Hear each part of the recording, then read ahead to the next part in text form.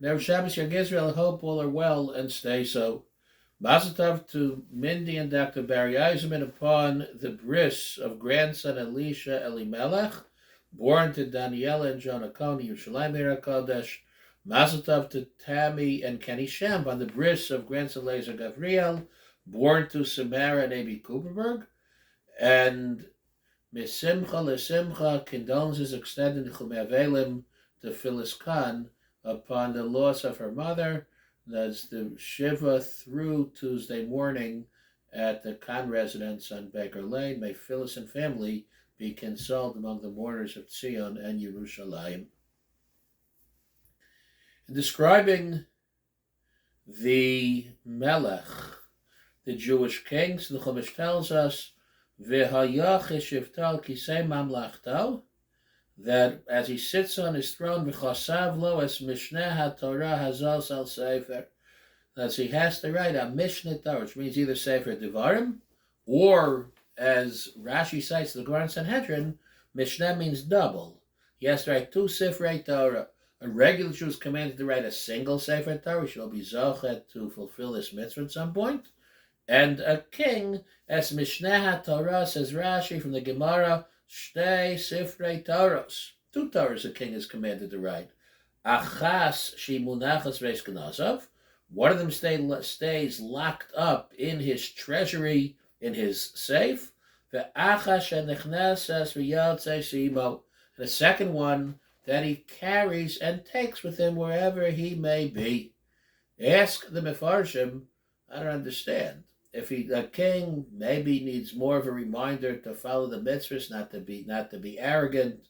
So one Torah is enough. He needs to. So carry two.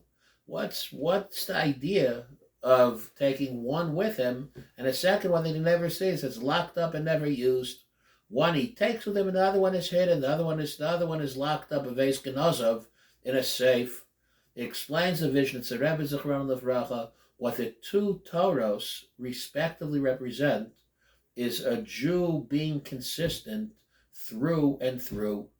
If the king is going to be carrying a Torah, is going to be and projecting that he's a religious, God-fearing Jew, you better make sure that back in that safe that nobody sees, Beveis Genazov, there is also a Torah.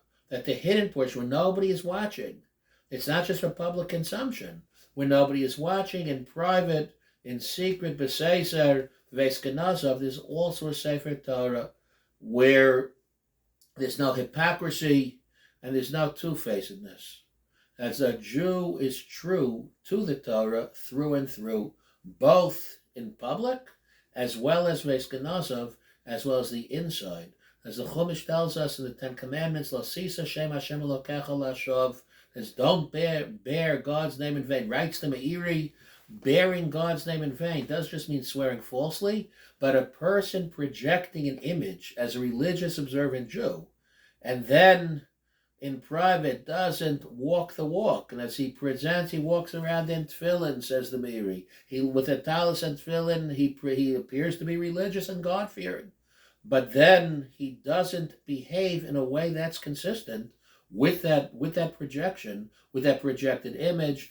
That's called bearing God's name in vain. The king serves as a role model for all of us. There's a Sefer Torah that's paraded around for all to see.